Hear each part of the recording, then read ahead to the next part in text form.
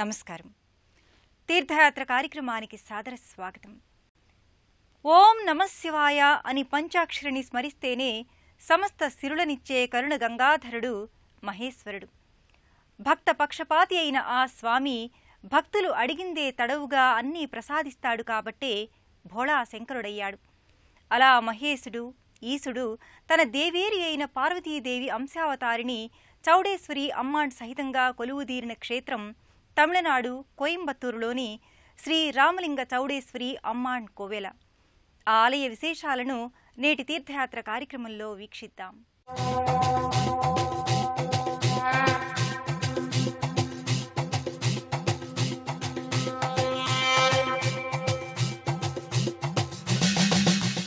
తమిళనాడు రాష్ట్రంలో పేరొందిన పట్టణం కోయంబత్తూరు. కోకొల్లలుగా కోవెలలున్న ఊరు కోయంబత్తూరు.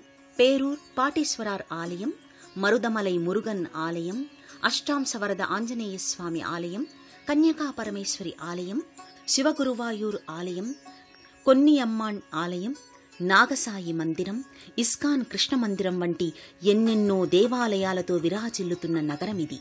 వాటిలో ఎంతో ప్రాముఖ్యత గల శివాలయంగా శ్రీరామలింగేశ్వర చౌడేశ్వరి అమ్మన్ కోవెల అలరారుతోంది. ఈ ఆలయ గర్భాలయంలో లింగరూపునిగానే కాదు, ఈ ఆలయంలో సశరీరునిగా నిలువెత్తు విగ్రహరూపునిగా రామలింగేశ్వరుడు చెంతనే తన దేవేరి సతీదేవి పార్వతి అంశజురాలైన చౌడేశ్వరి అమ్మవారితో నెలకొని ఉంటారు. అంబతో కూడిన ఈ సాంబను ఈ ఆలయాన రామలింగేశ్వరుని రూపంలో దర్శించి అర్చిస్తే సకల దోషాలను హరించేస్తాడని ఇక్కడి భక్తుల ప్రగాఢ విశ్వాసం. నాగేంద్రహారాయ త్రిలోచనాయ భస్మాంగరాగాయ మహేశ్వరాయ నిత్యాయ శుద్ధాయ దిగంబరాయ తస్మై నకారాయ నమశివాయ. పంచాక్షరీ మంత్రమైన నమశివాయని ఆర్తిగా స్మరించుకుంటూ ఆ రామలింగేశ్వరునికి భక్తులు ఎంతో నిష్టగా అర్చనాది కార్యక్రమాలను చేస్తారు. ప్రతి సోమవారం ఈ రామలింగేశ్వరునికి విశేష హారతులు ఎంతో ఘనంగా నిర్వహిస్తారు. శ్రీ మహావిష్ణువు అలంకార ప్రియుడైతే పరమేశ్వరుడు అభిషేక ప్రియుడు. వివిధ ప్రాంతాల నుంచి తీర్థయాత్రికులై వచ్చిన శివభక్తులకు రామలింగేశ్వరుడు చౌడేశ్వరీ మాత దివ్యమైన దర్శనాన్ని అనుగ్రహిస్తారు. తన దేహాన్ని తానే భుజించి శిరము మాత్రమే మిగిలిన మకరధ్వజుడు దేవదేవుళ్లందరికీ మకర తోరణంగా అలరారుతుంటాడు. మూల విరాట్టులకు ఎంతో శోభను చేకూర్చుతాడు. ఈ ఆలయంలో కూడా మకరధ్వజ తోరణం క్రింద రామలింగేశ్వరుడు చౌడేశ్వరీ మాతలు బహు అందంగా అలంకృతమై ఉంటారు. గర్భాలయానికి ఎదురుగా తన స్వామికి జరిగే సేవలన్నింటినీ పర్యవేక్షిస్తున్నట్లుండే నందీశ్వరుడు చక్కని శిలారూపుడై అచ్చమైన రాతి బసవన్నలా భాసిస్తాడు. ఆ నందీశ్వరుని శృంగముల మధ్య నుంచి రామలింగేశ్వరయ్యను చౌడేశ్వరి అమ్మన్ను భక్తులు పరమ భక్తిగా దర్శించుకుంటారు. తమ తమ గోత్రనామాలతో అర్చకుల చేత అర్చనాది కైంకర్యాలను చెల్లించుకుంటారు. త్రిజన్మ పాప సంహారం ఏక బిల్వం శివార్పణం అని ప్రార్థిస్తూ 3 దళాల బిల్వాన్ని సమర్పిస్తే చాలు 3 జన్మల పాపాన్ని నశింపచేస్తాడు. అంతటి దయాళువు పరమశివుడు లింగాకారంలో దర్శనమిచ్చే భోళాశంకరుడు. పార్వతీ అంశావతారిని చౌడేశ్వరి అమ్మవారితో కలిసి నెలకొని ఉన్న ఆలయం కోయంబత్తూర్ శ్రీ రామలింగేశ్వర చౌడేశ్వరి అమ్మాన్ కోవెల. ఎన్నో ఉపాలయాలతో అలరారుతున్న ఈ శివాలయ వైభవాన్ని చూద్దాం. కొన్ని దశాబ్దాల క్రితం నిర్మించిన ఈ ఆలయం ఎన్నో విశేషాలకు నిలయం, మరెన్నో మహిమాన్వితాలకు ఆలవాలం. ఈ ఆలయం ఎంతో అందమైన శిల్పాలతో కూడిన గోపురాలు, ప్రాకారాలు, విమాన శిఖరాలతో నెలకొని ఉంది. శ్రీరామలింగేశ్వర చౌడేశ్వరి అమ్మళ్లు కొలువైన ఈ ఆలయంలోకి ఒక విశిష్టమైన రాజగోపురం సాదరంగా భక్తులను ఆహ్వానిస్తుంది. పంచభూతాలకు సాక్షిగా 5 అంతస్తుల రాజగోపురం, గోపుర అగ్రభాగాన పంచేంద్రియాలకు నిదర్శనంలా 5 కలశాలతో నిర్మితమైంది. వర్ణరంజితమైన ఆ రాజగోపురంపై ప్రతి అంతరువుకి అనేక శిల్పాలు నెలకొని కనువిందు చేస్తాయి. అదేవిధంగా ఆవరణలో ఉన్న గోపురాలు, విమాన శిఖరాల మీద అపూర్వమైన విగ్రహ సముదాయాలుంటాయి. ఈ రాజగోపురానికి ముందు 2 శ్వేత గజములు తమ తొండములనెత్తి ఆహ్వానం పలుకుతున్నట్లుంటాయి. రాజగోపురాన్ని దాటి గుడి లోపలి ఆవరణలోకి వచ్చిన యాత్రికులకు వివిధ రంగులతో ఆకర్షణీయమైన గోపురాలు, విమాన శిఖరాలు, ప్రాకార మంటపాలు, వీటన్నిటికీ ముందున్న దారు ధ్వజస్తంభం కానవస్తాయి. ఎదురుగా ప్రాకారంపై పార్వతీ పరమేశ్వరుల కళ్యాణ దృశ్యం ఎంతో హృద్యంగా శిల్పితమై చూపరులకు కనువిందు చేస్తుంటుంది. ముఖమంటపం, ప్రదక్షిణా మార్గం ఎంతో విశాలంగా, భక్తులకు ఎంతో సౌకర్యంగా ఉంటుంది. వివిధ స్తంభాలతో, అనేక విధాల వర్ణాలతో ఆవరణమంతా ఎంతో ఆహ్లాదకరంగా ఉంటుంది. నల్లటి గ్రానైట్ స్తంభాలపై స్వర్ణవర్ణంతో మెరిసిపోతూ అనేక దేవతా విగ్రహాలు మలచబడి కనువిందు చేస్తాయి. ప్రవేశద్వారం పైభాగాన గజముల సేవలందుకుంటున్న శ్రీలక్ష్మి స్వరూపం శిల్పితమై ఉంటుంది.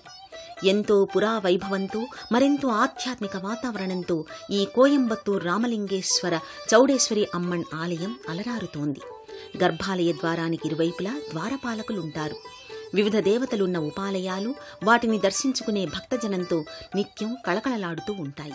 యా దేవీ సర్వభూతేషు శక్తి రూపేణ సంస్థిత అని అన్ని పురాణాలు ఆ ఆది పరాశక్తిని కీర్తిస్తున్నాయి. ఆ ఆది పరాశక్తి శివుని ఇల్లాలు సతీదేవిగా, పార్వతీమాతగా అవతరించింది. దుష్టుల సంహారం కోసం కాళికగా, చండికగా అవతారాలు దాల్చింది. ఆ అమ్మవారు రామలింగేశ్వరుని చెంత చౌడేశ్వరి అమ్మాన్గా కొలువై భక్తుల పూజలందుకొని అనుగ్రహిస్తోంది. యాదేవీ సర్వభూతేషు శక్తిరూపేణ సంస్థిత నమస్తస్యై నమస్తస్యై నమస్తస్యై నమో నమః. ఆది పరాశక్తియే సతీదేవిగా, పార్వతిగా అవతరించిందని పురాణ గాథలు వివరిస్తున్నాయి. శివుని ఆకాంక్షయో ఆదేశమోగాని పార్వతీదేవి అనేక అవతారాలు దాల్చింది. దుర్గాదేవిగా, కాళికాదేవిగా, చాముండేశ్వరిగా, ఇంకా అనేక గ్రామదేవతల అవతారికలుగా అవతరించింది. ఈమె ఆది ప్రకృతి పంచమహాస్వరూపాలలో మొదటిది. తమిళనాడు కోయంబత్తూర్లోని ఈ శివాలయంలో శక్తిమాత చౌడేశ్వరి అమ్మన్గా కొలువుతీరి ఉంది. ఆయమ్మ అభయ వరద హస్తముద్రలతో అనుగ్రహ దేవతగా దర్శనాన్ని అనుగ్రహిస్తోంది. మంచు కొండల దేవర ఈ మహేశ్వరుడు, పంచభూతాత్మజుడు ఈ పరమేశ్వరుడు, ఆది లయకారుడు ఈ అభయంకరుడు, కోరిన కోర్కెలు ఈడేర్చే దైవం ఈ ఈశ్వరుడు. రామలింగేశ్వరుని దర్శనానికి వస్తే ఇంకా అనేక మంది దేవతల దర్శనాలు కూడా దక్కే వరాన్ని అనుగ్రహిస్తున్నాడు. ఈ కోయంబత్తూరు క్షేత్ర రామలింగేశ్వర చౌడేశ్వరి అమ్మవారుల చెంత విఘ్ననాయకుడు తన ఇరు దేవేరులతో కుమారస్వామి, శివానుచరుడు భైరవుడు తదితర శైవ పరివారం ఉపాలయాలలో కొలువయ్యారు.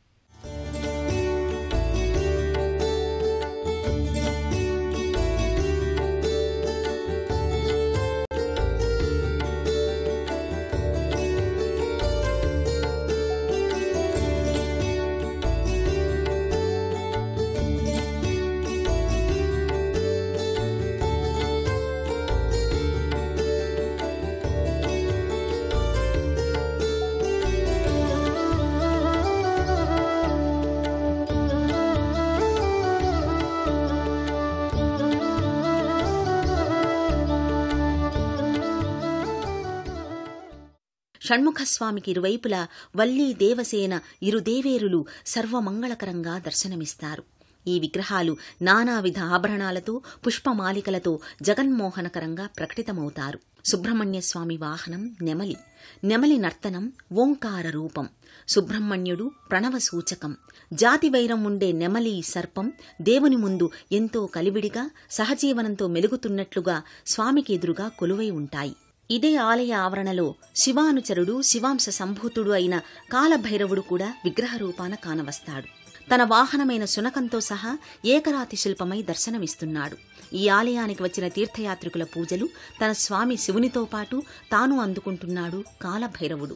శైవ దేవదేవుళ్లే కాదు, వైష్ణవ దేవతలు, స్త్రీశక్తి స్వరూపిణులు, వైష్ణవ మతోద్ధారకులు కూడా ఆయా ఉపాలయాలలో సుప్రతిష్ఠులై ఉన్నారు. రామనామమే తన శ్వాసగా, ధ్యాసగా వెలుగొందిన రుద్రాంశ సంభూతుడు ఆంజనేయస్వామి. వైష్ణవ దేవుడు, సంగీతానికి, విజ్ఞానికి అధిదేవత హయగ్రీవస్వామి. రవిపుత్రుడు, యమాగ్రజుడు అయిన శనీశ్వరుడు, అష్టలక్ష్ములు, ఆళ్వార్లు, నైనార్లు తదితర దైవ సేవకులు ఈ ఉపాలయాల్లో దర్శనమిస్తున్నారు. రుద్రాంశ సంభూతుడని ఆంజనేయ అవతారానికి పురాణపర నిదర్శనాలున్నాయి. శివాలయంలో శైవాంశ సంభూత రామభక్త హనుమాన్ పానవట్టం వంటి ఒక సమున్నత పీఠంపై నిలబడి ఉంటాడు. భక్తాంజనేయుణ్ణి అని అనిపించుకోవడానికే నమస్కార ముద్రలో ఉంటాడు. తులసీ దళాల మాల, పూలమాలలతో అలంకృతుడై దర్శనమిస్తున్నాడు ఆ మారుతి. మరోచోట సంగీత సాహిత్య కళాధిదేవత, జ్ఞానప్రదాత అయిన హయగ్రీవస్వామి చక్కని దర్శనమిస్తున్నాడు. దేవరు మహర్షి అనే మునీంద్రుల వారి విగ్రహం ఆకర్షణీయంగా కనిపిస్తుంది. ఇదే ఆవరణలో జాతకపర దోషాలను నివృత్తి చేసే నవగ్రహ మంటపం కూడా ఉంది. ఆదిత్యాయ చ సోమాయ మంగళాయ బుధాయ చ గురుశుక్ర శనిభ్యశ్చ రాహవే కేతవే నమః అని స్తోత్ర పఠనం చేస్తూ ఆ నవగ్రహాలకు ప్రదక్షిణలు చేస్తారు.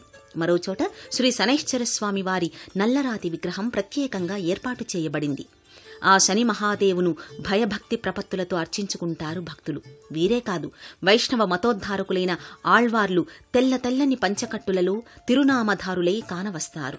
ఇదే కోవలో శైవ మతానుయాయులైన నాయనార్లు కూడా ఇదే కోవెలలో పసుపు పచ్చని పంచెలు ధరించి దర్శనమిస్తున్నారు. దేవరు మహర్షి అనే ఒక మునీంద్రుల వారి విగ్రహం భక్తులను ఎంతగానో ఆకర్షిస్తుంది. ఆ మునీంద్రులకు కూడా ప్రణామాలు అర్పిస్తారు భక్తులు. చంద్రభగవాన్, సూర్యభగవాన్ల ఉపాలయాలు కూడా ఇదే వరుస క్రమంలో ఉన్నాయి. అనుదిన ప్రత్యక్ష దైవాలైన సూర్యచంద్రులకు భక్తులు ప్రణమిల్లి వారి కరుణను పొందుతారు. సప్తపన్నిగళ్ అనే తమిళ సంప్రదాయంలో వ్యవహరించే సప్త ఋషులు ఒక ప్రత్యేక మందిరాన కొలువు తీరి ఉన్నారు. ఆ పక్కనే సప్తమాదాకళ్గా పిలుచుకునే సప్తమాతృకలను కూడా ఇక్కడకు వచ్చిన తీర్థయాత్రికులు అత్యంత భక్తి శ్రద్ధలతో పూజించుకుంటారు.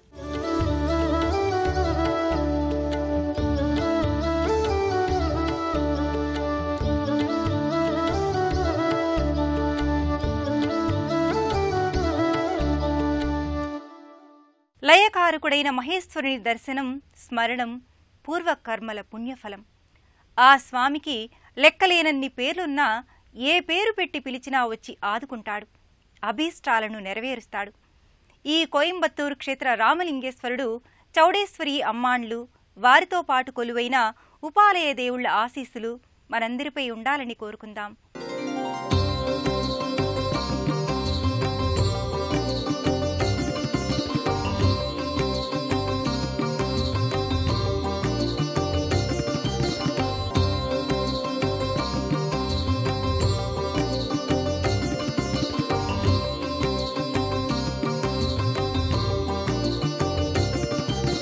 Thank you.